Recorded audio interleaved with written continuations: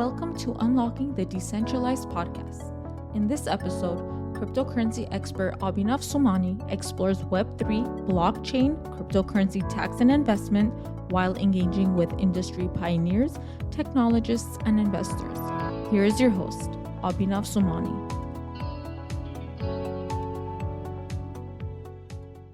Welcome to the second podcast of Unlocking the Decentralized.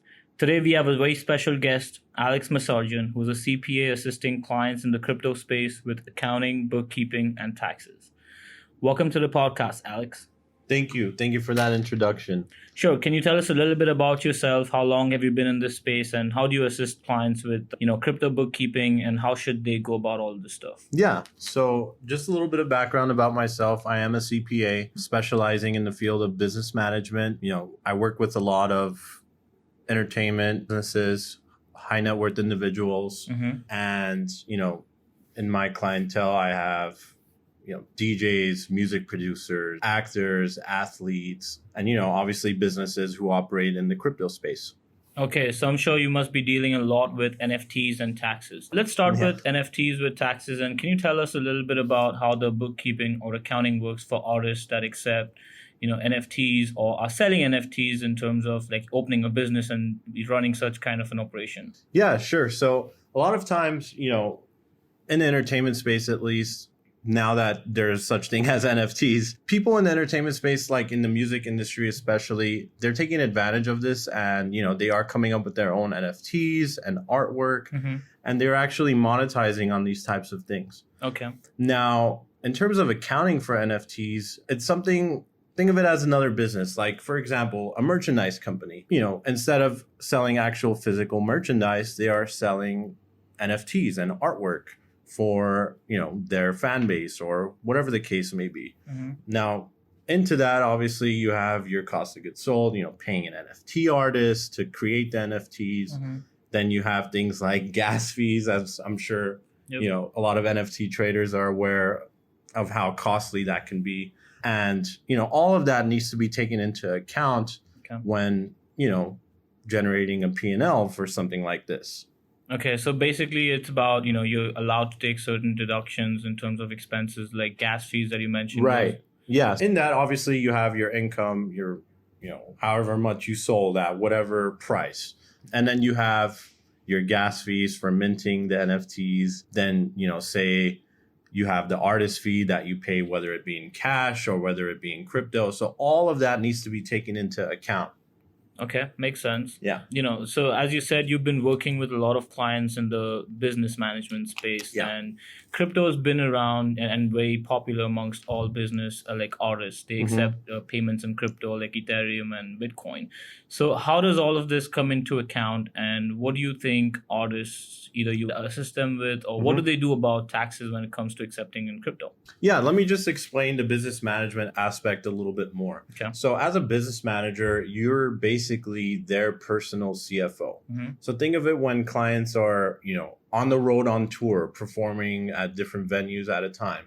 You have to make sure that all their vendors are paid, that you are reconciling against what they, what their contracts show, things like that. And obviously, they don't have time to deal with something like this. So what I do as a business manager, I make sure all of their finances are handled. And obviously, as you mentioned, in the past couple of years, crypto has become a more, it's evolved into people accepting it, as you mentioned, you're paying off vendors in crypto sometimes, depending on how much of a believer you are in the topic. So going back to what you said, in that space, receiving crypto, let's just say, or, you're taking a payment in crypto for a service, that all needs to be accounted for. Now, whether it be, in Bitcoin, USDT, a dollar peg token, all of that, obviously it doesn't hit your bank account. So whenever you're receiving it, all those transactions have to be included when you go and you file your taxes. Right. Yeah. So in my experience, I've seen clients accept dollar peg tokens, Bitcoin, Ethereum, and even some other, smaller coins, such as like altcoins. Altcoins, such as like Litecoin or anything else. Got it. Yeah. So taking all that it's sometimes hard to keep track of, especially because it never hits a bank account. Right. And oftentimes, clients don't remember, oh, this was, for example, for, some services I provided or whatever the case may be. Right. Go ahead. How do you account for all these? Like, for example, the current price of Bitcoin fell tremendously in the recent times. Right. So how would you expense that, or can you expense that towards the income that the artist has generated? No, so you're not able to expense that. So whenever the transaction happens, you have to take either the average daily rate or the spot rate at the time of the transaction. And regardless if the coin falls or, increases in price, you are going to be recording at the price that you got it at. As I said, it can be an average daily rate, for example, to make it easy. So say, for example, today Bitcoin, let's just say, is $20,000. Okay. And if I perform a service and you provide or you send over Bitcoin to me, I'm providing you, let's just say, $20,000 worth of service. So you would send me 1 Bitcoin for the services I provided. Right. If I receive that today, we're going to take that and say, okay, we provided $20,000 worth of service. We received 1 Bitcoin for that. That's $20,000 worth of service. So we record that as the income. Now, if Bitcoin falls tomorrow and you don't sell it, obviously you can't take the expense for it. Okay. On your books, it still shows that $20,000 worth of income. So there's a little bit of risk involved, obviously. Okay, got it. So pretty much, for example, if you receive 1 Bitcoin in exchange of $20,000 worth of services and the price of Bitcoin falls to, like, say, $10,000. So you have to sell that Bitcoin to incur that loss or an expense against the income that you earned. That is correct. So, just an FYI, you can only take up to $3,000 of losses per year. Right. So, hopefully you would have some gains to offset those losses or to offset those gains with those losses. But just keep that in mind that, if a drastic loss happens in a year, note that you can only take up to $3,000 of losses unless you have gains to offset those with. And that balance gets carried forward. Got it. And this $3,000 threshold is US specific. If for clients or listeners who are from other countries, there's no threshold in countries like India, for example. Right. Yeah. Okay, got it. Makes sense. This is a US threshold. Yep. Okay. Now let's talk about some of the common issues or troubles that you come across when you do the bookkeeping or accounting. Now, also when you spoke about all these artists or you exchanging services for crypto, it does apply industry standard across all business types. Right. It doesn't just only apply to entertainment space. This is just happens to be where some of the areas that I've seen. Right. Okay. Makes sense. So now I just had a question, while we talk. What are the biggest problems you come across when it comes to doing the bookkeeping side when clients are receiving payments in crypto? Yeah. So that's a great question. So, as I mentioned before, you don't see these transactions hitting a bank account. There's no physical trail of it. Like, for example, if you look at a bank statement, you're not going to see, 1 Bitcoin coming in. Right. So you would need either, if the client has a centralized wallet, like in Coinbase or something like that, you would need to pool all those transactions and kind of keep track of them that way. Now, oftentimes, this can be extremely messy, keeping track of all that stuff. Obviously, there's sometimes people mix in their personal trades with stuff that they've received for business. So you kind of have to differentiate that. And then, that would be the first step, obviously, to separate out the business transactions. And then you have to go through and actually manually record these because, right now there's no software or anything out there that integrates with exchanges in terms of, in an accounting standpoint. There's no accounting software that integrates to that. Okay. So you have to manually consider and enter those transactions into the client's book. And oftentimes, if they're receiving it and then they go ahead and sell that, there's gains and losses that need to be recorded. Okay, you spoke about recording and reporting that income or expense. Can you talk to us about a typical transaction that happens when, for example, you are exchanging services for crypto? Now, what would be, for example, the journal entry that you would do in the books? And this is for accountants who might be listening or business owners who would want to know more about it. Yes, of course. If you're receiving crypto, it's a little bit easier to do those entries. Like, for example, the entry we talked about receiving 1 Bitcoin in exchange for services, right? So on your books, you would have say, an invoice that you sent to them for $20,000. Now, in exchange, they send you 1 Bitcoin. So now whenever you go ahead and mark that invoice as paid, or however the accounting software that you use does it, the first entry would obviously be to recognize that $20,000 of income and $20,000 of accounts receivable, right? Whenever the coin is received, note that it never hits a bank account. So what you have to do is increase or create an asset in the books specified by whatever coin it is, say Bitcoin. So you would create an asset class. It'll be considered as another current asset because it's liquid and it can be sold quickly. So, you would create that asset. So when the money or when the coin is received, you would then mark that invoice as paid. However, the offsetting entry to that would be an increase in your Bitcoin balance. Now, it's not to say that you put 1 Bitcoin, right? It has to be the value in which you received it at. Now, since it is an accounts receivable, say you invoice for $20,000, right? But by the time the money gets in for that 1 Bitcoin, if say you receive $19,800, let's just say, you would have to record that loss as well. Okay, so for example, if there's fees involved, you can record that as an expense Correct. or loss. Yes. Okay, got it. And the balance that you have in the books should be the cost basis of the coin. Got it. And you keep track of, for example, if the client decides to sell it, you use that cost basis against the sales proceeds. Correct. Yes. Okay, yes. got it. That makes sense, and that pretty much explains the back end or accounting side of dealing with all this crypto. Yeah, and that was only for deposits. Now, Okay. It gets a little bit complicated whenever you pay a vendor or you pay someone in a crypto. Now, at the time that you pay them, obviously the crypto is going to be, let's just say Bitcoin again as an example. Say you pay someone, $20,000 for services that are rendered. But, at the time you pay them, say that $20,000 Bitcoin that you received is now worth $25,000. There is going to be a gain that is recognized because now that 1 Bitcoin is actually worth $25,000. So in a sense, you're getting $25,000 worth of services with that 1 Bitcoin. Okay, that makes sense. Yeah. Whenever there is an expense item, there needs to be 2 entries that are made.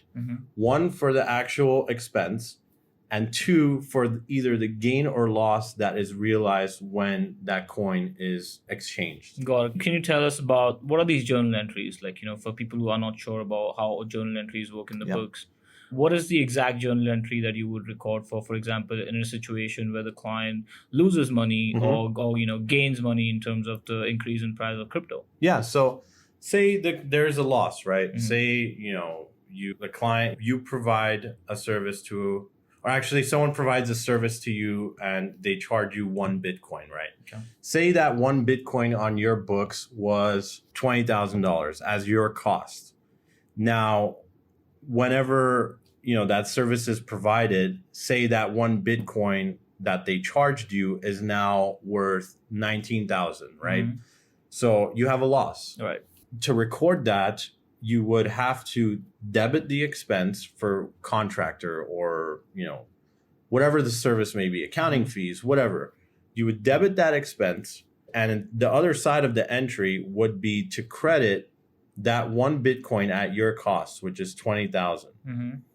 Now, there's a $1,000 variance because the services are actually worth $19,000. So the connecting entry to that would be to recognize that loss. Because on the debit side, you're going to have 19,000, and on the credit side, there's 20 because that's your cost basis, and the entry would be to debit that loss. Got it. 1,000. So to summarize that, it would be debit the loss, debit 19,000, that's the current value of Bitcoin, and credit 20,000, that was the value of Bitcoin when you made that transaction. That is correct. Okay. Now you spoke about, integrations and how the current software that are available in the market do not have good API keys or not integrating with an accounting tool, for example, like QuickBooks. Right. So what are the missing gaps and how do you think this can be solved, and what is required from the industry to help solve this problem? Because, when clients make transactions in tens of thousands in quantity, like for example, 10,000 transactions in 1 year, to do all this stuff manually, I'm pretty sure it's very time consuming. Oh yeah.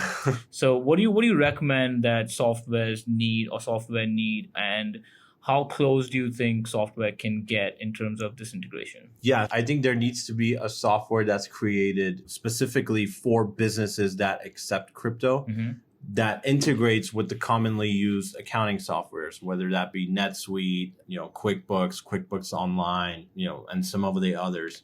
The way that these softwares work is that they're able to pool bank transactions. You can connect your bank account to the accounting software, and anytime you swipe a card, it can automatically upload that transaction. Now, it would be nice to see if there is, or there can be some type of integration, whereas the crypto transactions, as they are made, are uploaded to the accounting software in the same manner that, say, a bank account would. Got it. Now, I know we are working on a software with Crypto Tax, and I'm a tax advisor on that, project. Hopefully, we can come up with a solution to this issue. Right. So basically, just to replicate what a software like QuickBooks is doing with bank statements, that's what's required from software. And hopefully that, Crypto Tax as a company can introduce a software that integrates very well with all the systems. And that's pretty much going to solve all the problems for businesses and individuals when it comes to cryptocurrency taxes. And as rightly the, company tagline says, a one-stop solution for cryptocurrency taxes. So let's, hope for the best, and we should have that up and running for investors. Right. Now, I have another question. Let's circle back a little bit on the transactions. Now, for example, there's a lot of theft when it comes to cryptocurrencies and hacking and things like that. Yeah. Right. So, for example, one of, some business owner who's receiving all this stuff in crypto or receiving crypto payments, or even for individuals. Let's first focus on how do businesses record this theft, and is it like an expense that they can write off against income? So that depends. Now, if there is a market for that coin, say if it was a rug pull, right? If there's no market for that coin, how are you going to, you would be able to expense it because there is no market for that coin. You took a huge loss, right? But say, for example, if it got stolen or things like that, like all of that would have to be justified, and confirmed before you can take an expense. So the short answer to the question is yes, you can take those as expenses. I know we have seen individuals who got, hacked and, they were held up or whatever the case may be, and they were hacked and their coins were lost or gone. Right. Now, sometimes there's a lot of gains associated with that as well, right? So like, for example, if those coins were purchased back in 2015 or 16, there's obviously going to be gains on it. Right. Now, if those gains aren't realized, you can probably only take the loss on your cost basis because that's what you actually lost. Got it. Because those gains are not realized yet. Does that make sense? Yeah, it does. So basically, whatever amount you actually lost for paying, the amount you paid for the coins can be deducted as an expense, but not what the market value is. Right. Okay, that's fair. I think that's fair. Because that's what you actually paid. That's what you lost. That's what your loss was. Right. It obviously, if you're talking in front of an IRS auditor, let's say, and you take this conservative approach, I think they wouldn't have any issues with it, and it's easily defendable in an audit. Got it. So I'm assuming to support that, this case in an audit, you'd probably need bank statements, for example, of buying the crypto, or else, transaction exports from exchanges or screenshots from these platforms to show that you received it and sent it out, and then just it got lost pretty much. Yeah. Okay, that makes sense. Now, I wanted to know, what are the most popular coins that, clients are accepting or your clients are accepting as payments, and what do you recommend? Yeah, so it depends on how much of a believer you are in crypto, right? From what I've seen, a lot of clients are accepting Bitcoin. They're accepting Ethereum. Okay. And a lot of them the little bit more conservative investors are accepting dollar peg tokens. So that way there's a little less risk involved. But, take the case of, let's say, Odell Beckham Jr., the professional football player. Right.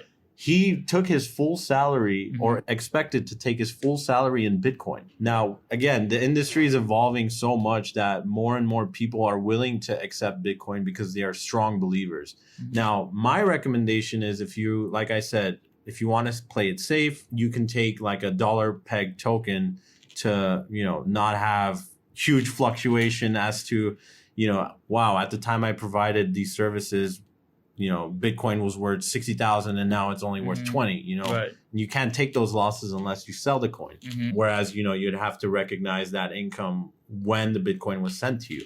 Right. So in my opinion, if you're a little bit more conservative and less risky, take something that's, pegged by the dollar. And again, as we saw with the Luna situation and Terra, those can be risky as well, but they are a little bit safer, in terms of fluctuation in value. Right. So we're looking at stable coins like USDC and USDT. Okay. Yeah. Right. Now, obviously, if you have to receive a dollar peg token, there might be questions like, then why don't I just take a bank transfer? Now, the obvious reason or justification to that is you can literally make transfers in crypto within a few seconds versus doing it with the bank that takes a few days to clear that amount.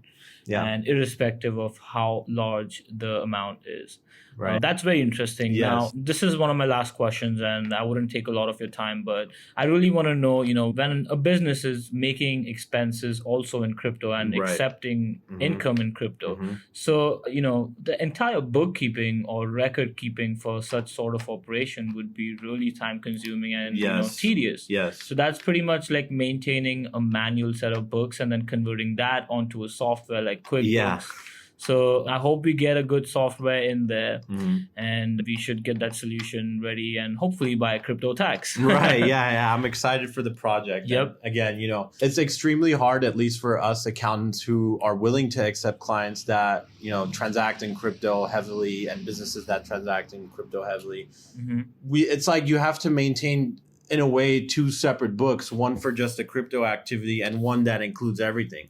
And finding efficient ways to integrate those two right now is extremely difficult because of the, various items that I explained before. Like, for example, you're not able to connect your Coinbase exchange to an accounting software. Absolutely. And sometimes even the exchange exports don't have the right cost basis. It could be that, you had bought something from another exchange and transferred it over to Coinbase and you're only providing your accountant with the Coinbase export. Right. And, the cost basis is incorrect, so it's like we have to backtrack all that stuff and make sure that we have the correct cost basis, those correct expense amounts. And yeah, it's extremely challenging, but, we found a way to kind of cope with it for now. But I'm hoping to see a software that, makes our lives a little bit easier and actually, potentially can save clients a lot of money on fees. Absolutely. Yeah. And hopefully that software comes around soon. Yeah. And this session gave us a lot of information about, cryptocurrency and bookkeeping, tax aspect of it. A few keywords that I personally picked from this was cost basis of the coins that you get, receive or purchase. There's transfer analysis if you're, transferring coins between wallets to track the cost basis and, expensing and journal entries. There's a lot of information in this podcast. And thanks a lot for joining us today. And, we really appreciate your time. And thank you. And I really appreciate you having me on here. It was great having this little session. Of course. And I would like to let everyone know we have a lot more coming up in the next episode. So stay tuned for more. Thank you. Thank you, guys. We hope you've enjoyed this episode of Unlocking the Decentralized. This podcast is sponsored by Crypto Tax, your one-stop solution for cryptocurrency taxes. Learn more at cryptotax.co.in.